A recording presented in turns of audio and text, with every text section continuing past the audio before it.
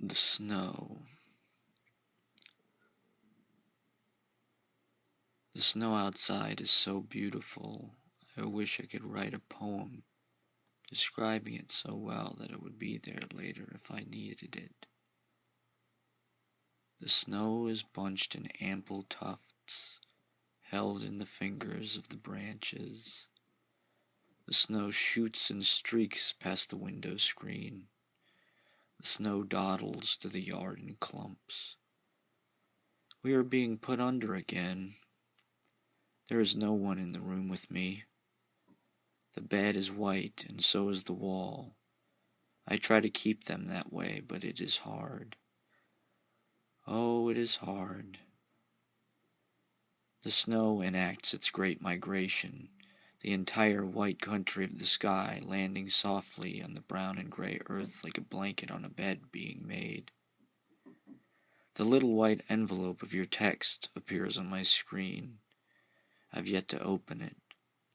I've received a package. My mom has sent me another harmonica for my birthday. I am being gently held hostage by the snow. I haven't left the white desk beneath my white loft bed for a week. The snow looks harrowed as it falls. The snow is heaven dismantled and shipped. We were supposed to Skype later, but I don't really want to. I've talked to no one but the waiter all day. I like it that way. Off in the distance, the city has been partially erased by snow. I am trying to learn to be a simpler man, to say simple things in simple ways, to not invent complexity in the attempt to explain things that cannot be explained. Warned of others who were buried under the effort to figure it all out, I'm doing my best to simplify, to let my mind be silent, like the mouths of the creatures closed by the snow. Spring is rounding the horizon. Little by little the snow will melt, and the world will resume its tirade.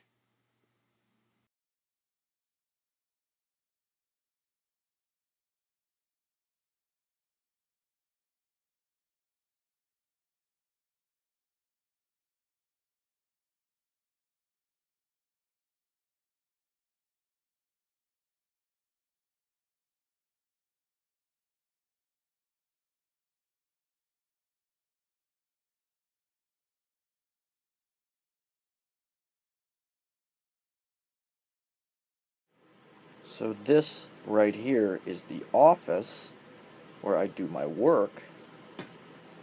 And then this over here is the lounge where I chillax and study the great literature of all time, the exemplary hearts of Western civilization.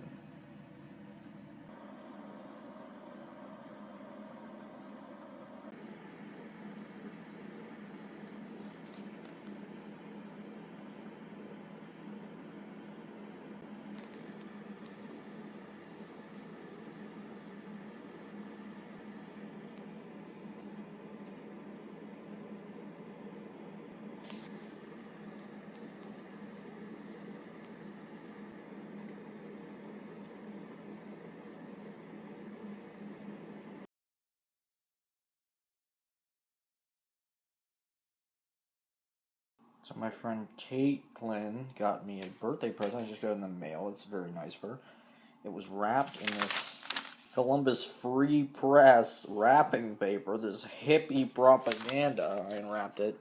She wrote a little inscription, which was nice. There's the little police abuse silhouette. Here it was. It was this wonderful little wooden plaque. I don't know if she made it. Yeah, she made it. It's from a quote from a Raymond Carver story. And did you get what you wanted from this life? Even so, I did. And what did you want? To call myself beloved, to feel myself beloved on the earth. So there you go, late fragment Raymond Carver. There's her initials. So that's a cute little, interesting mix of, masculine and feminine, that rustic kind of wood she got from fucking a hardware store, probably Lowe's or some shit. The feminine handwriting, the Sharpie. We got different colors for the different characters. And then, this wonderfully dainty lingerie piece of lace that I'm going to use it to hang on my wall. Happy birthday to me.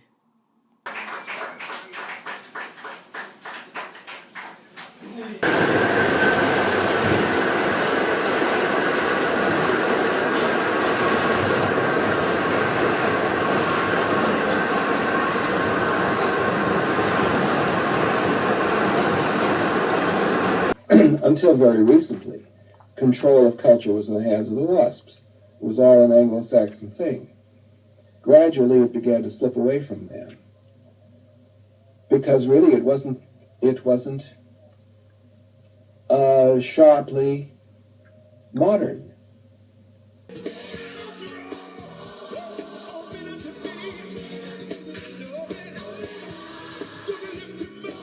Well, the great radical, of course, the great radicals in the 19th century in American literature were Walt Whitman and Mark Twain.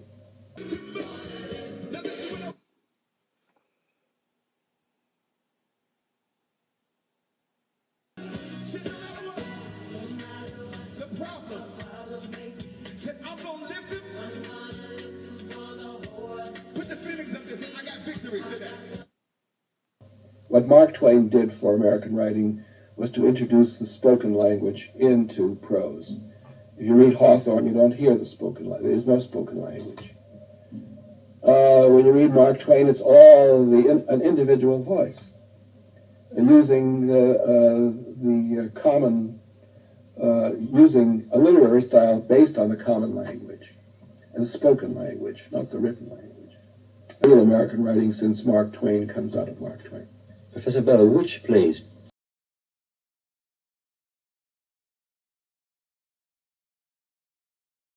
Okay, so I just left the Brooklyn Public Library where I'm sort of an outlaw. I owe money to like every library in town. Kind of a badass. But I've had this book that I've really been waiting to read. I think it's important to my well-being as a human that I read this book. It's called 1004s by Ben Lerner. I go to the library today. I check my fines. They're $29.85, right? And you have to pay them below $15. So I'm like, all right, I can pay $15, and get the book. And, I can afford that. It's my birthday. I'll do it, as a present. Even though I don't really have the money to pay that shit, I need to be able to get books from the library, And I don't mind giving the public library money. It's a great institution, all that shit. It's my favorite place, probably. The most democratic place there is, really. And so I go in today. I'm at the little kiosk where I'm going to pay my fines. I've got the book and shit. I check the kiosk. It says my fines are $39.85. So I'm like, oh, I've got some other books that are overdue. That must be the kiosk, because I never pay at the kiosk. So it's like maybe that thing just adds money or something. So I'm like, okay, I'm going to go sign on one of the computers and pay my fines there, where it will be $29.85. So I go over to the computer. I sign on. I get on that. It says $39.85 on the computer, on the website of the library. Then I scroll down to the bottom of the page. It says $10 collections agency fee. They tacked on a $10 fee to a fucking collection agency. So I'm like, well, I can't pay $25 to get one fucking book. I could buy the book brand new for that much money, So I go over to the desk clerk, who looks like Ryan Gosling. He's got the beard. He's I've always kind of judged him from afar when I went to the library. So I go over and I talk to him. I'm like, dude, what is this about? $10 fee from a collections agency? Are people going to come after me? Is fucking...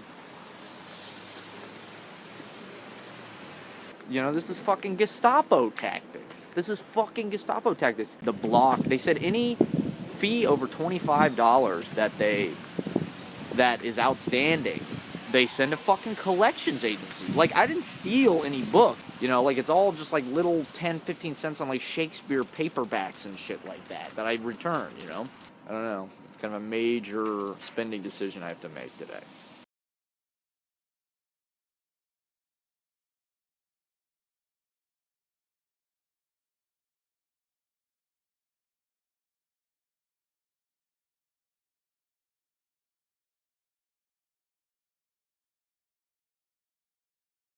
So I'm reading this book, Herzog, by Saul Bellow right now. And one of the things that Herzog does in the book is he's writing all these letters of complaint. He's writing letters to ridiculous people like the fucking president, you know, and like the IRS and the New York Times, you know, just everybody. You know, the sanitation crew, you know, like. So what originally happened was I went into the library sort of uncertain what I was going to do, and I went and I got the book that was on reserve for me off the shelf, and I just took it. I put it in my fucking backpack and I walked out. And I felt pretty good about that. But as I went to the store, afterwards, guilt sort of set in. You know what I mean? I started to think about, well, what if they track me down? I mean, I reserved the fucking book. So then I thought, well, you know, this isn't right. Like, let me go pay my fees and be on a good terms with the library because I like the library, you know. And I tried to write them an email yesterday on their website complaining about the collection agency fee, trying to get them to cancel it maybe. And they said, well, no, an email's not good enough. You have to come in person and file a complaint. So I went back to the library with the book and was like, well, I'm not going to pay the whole amount. I don't have that much money. But I want to fill out a complaint. She's like, well, it doesn't do any good. Like, why do you want to file a complaint? And I was like, well, I just don't think it's justified. I only owed $30. I didn't steal anything. I was going to pay it. I was ready to pay it. And she's like, well, not wanting to pay it is not a reason. And I was like, well, can I just fill out the form anyway? So, you know, I tried to, like, put in this, like, pretty eloquent defense of, you know, I just felt like I'd been criminalized. You know, the public library is a fucking place that is very meaningful to me, you know, as a poor person. It is my university, you know what I mean? I didn't go to fucking Harvard, I didn't go to Yale, but I need to read these books, man. Ever since I was a kid, man. I would come home from the public library with 10, 12 books in my fucking bag. Even when I was a kid, I would go to the library and my backpack would be full of fucking books, 7 or 8 books, you know. 12 books. I'd have a dozen books, like a stack this long, in my fucking backpack. And I still do. You know, nothing's changed. So the public library is one of the only things in society that's not, like, completely fucked up. You know, the public library is a good institution. I want to support it. I don't want to support a fucking collections agency. I don't want to go into the public library the day after my birthday and be fucking criminalized. The whole rest of society, there's just this invasion of all these brutal financial tactics. You know, our whole society is collections agency and loan sharking and shit. You know, it's all just financial bullying. You know, preying upon people's fucking whims and shallow cravings, and then, you know, financially strong-arming them. Preying upon people's fucking superficialities with credit cards and things like that. And so, I didn't think that would happen in the library. You know, the library is not the place for that.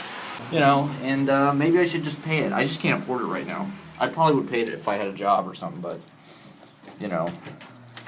So that's the end of me in the library for a little while, I guess.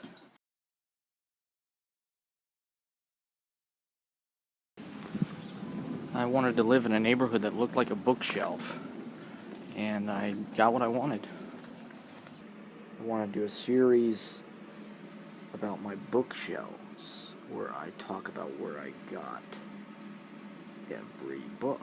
Because, like, I'm a pretty serious book collector, and, you know, honestly, when I go to new cities, the only thing I really want to see is the used bookstores, which is weird because books are the same everywhere, but I don't know. For some reason, it feels like the best way to get to know a city. You know, to see what people are reading. You know, the writers are the people that are really manifesting and codifying the invisible world of the place. Anyway, so these are my bookshelves. I think I found both of these on the street. Like, there's no real special significance to the shelves themselves. They're just like IKEA shelves. But I got 2 of them in here, you know, and they're already kind of packed. So let's go through some books, shall we? Blood Meridian, I've had this copy for a long fucking time. I bought this probably 10 fucking years ago. I don't know. Let's see what the receipt says in it. The receipt is all weathered and faded and shit. 2004. So yeah, over 10 years ago. I bought this probably in high school. Okay, this is Apollinaire. I looked for Apollinaire for a long time. Couldn't find a cheap version. I think right before I moved to New York, I found an Apollinaire for $4 at Half Price Books, this book. And I should have bought it, but I didn't because I was worried about spending money before I moved to New York. So I found this in L.A. I read it last summer when I wrote Burrito Bowl. I mentioned Apollinaire's War Wound, or whatever the fuck it is, and that was directly influenced, that's how he got mixed up in the whole L.A. thing. And I'm a discount bourgeoisie. Lunch specials and cups for water. Library cards and dollar stores. Medicaid, unpaid taxes, earned income credit. I used to be an actor trapped in his headshot. Now I sleep in the grass and I read. I eat eggs, I eat pad thai, I eat a burrito bowl, guacamole, chicken, rice, and beans. His whole chop-up method was very much what Burrito Bowl is about, I love Apollinaire, man. He's hilarious. He's, cheeky. He's a little trickster, man. But he's got the real fucking guns, too. I mean, Apollinaire spits fire, dude. So I'm going to play teenage D.H. Lawrence. No, D.H. Lawrence in a short film that my friend got me the part for. I think they're paying me $100. I don't know, I'm starting to feel like I used to when I did these fucking TV commercials and shit. I feel like I'm just not photogenic enough. I don't have the wardrobe. They're gonna hate me. They're gonna think that I should have shaved. None of my clothes are right. They don't fit. So I'm going to play D.H. Lawrence. So I'm going to play D.H. Lawrence in a short film that my friend got me the part for. I'm like off screen. I'm just reading like a little passage. But I think it's cool, man. I love D.H. Lawrence. He's one of my favorite modern writers. I feel a deep kinship with him. Maybe more so than any other writer, honestly. His late poetry about how everybody's turning robotic. I've never read anything that I could relate to more than that. Even though most people hate it, they don't think it's poetry. They like his early stuff. I'm into the stuff where he talks about how everybody's turning into automatons and shit like that. Libra, Don DeLillo is a great book. I think I took this off my mom's bookshelf.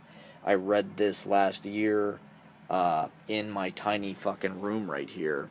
And one of the interesting things about that is Don DeLillo talks about how Lee Harvey Oswald was a man in a tiny little room. So was Don DeLillo. Don DeLillo told this story about how when he first moved to New York, he lived in a tiny room in Midtown. So it was weird for me to read that in my own tiny little room in New York. Oh, I fucking love poetry all day. It was great. This is the famous, beautiful, beautiful New Directions edition of Illuminations by Rimbaud. This is one of my favorite books. I always take it on the train because it's pocket-sized. They don't make enough fucking pocket-sized books anymore, man. This book is for travelers, man. It's for peripatetic, fucking wandering, mystic poets like Rimbaud. I mean, look at that. That photograph, dude, is iconic. Rimbaud is fucking Elvis right there. He looks like a fucking ghost. He's a child, but this is a great edition. I mean, this is a legendary book. This book has been in the pockets of Bob Dylan and Patti Smith and fucking Richard Hell and Tom Verlaine and this cursive. How fucking on point is the graphic design and the font on this shit? Really, really. I love this book. I love this. It was my mom's copy. I stole it from her. This edition of Leaves of Grass is very, very, very important to me. This is probably really the first poetry book, or the longest one I've had with me. I mean, I think this was my mom's edition too. I think maybe in high school was when I sort of appropriated it from her. And I didn't really get it, and then I'm not really sure when Walt Whitman became sort of like my religion. This book is more or less a pretty good Bible for the modern man. Everything Whitman says is extremely wise and simple to follow. It's religious. It really is, you know. He writes in a very biblical kind of meter, and he embraces everything. That's the thing that Whitman teaches you about life, is you just have to embrace it all, you know. Walt accepts everything, and he understands the roll and the tumble of time. The fucking universe is spinning around each other. This edition in particular is it's handsome, you know. Look at him, there he is, and it's ruddy, you know.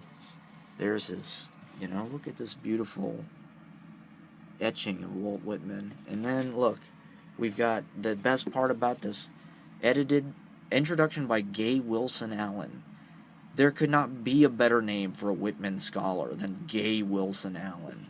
And I remember sending girls text messages from poems written in this book, trying to impress them.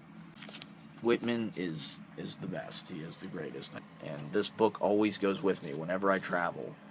Probably every time I've driven across America, I brought this particular edition of Leaves of Grass, because Walt Whitman, just, you need him with you when you travel. It's the only edition of Walt Whitman I've ever had, and I need to keep it in the museum of myself, you know, so it doesn't get destroyed. A lot of my books aren't here, you know, like a lot of my books are back home, which sucks. It's really hard living here without my books, man. Honestly, like, I feel like they were kind of taken away from me for a reason, just by life, because, like, I wasn't meant to, like, rely on them anymore, you know, like, I needed to get away from my books, and, you know, they were my education and my companions and stuff, but, like, now I'm sort of bereft. Like, my best books, I don't have them here, you know, so there's a lot of people, like Emerson. I haven't read Emerson in a long time, probably too long, you know, like, I really miss Emerson, you know. What else do I not have? Because I just got expelled from the library, man. Like, you know, I'm spending time with these books, you know. Like, normally I go to the bookstore, I'm always bringing new books into my life, and I haven't been doing that recently. I just haven't felt the urge, and I'm spending a lot of time, and now when I look at my bookshelf, I realize, like, I've actually read most of these books, which is rare. You know, usually it's like, I've read, you know, 20% of the whole pages on the whole thing.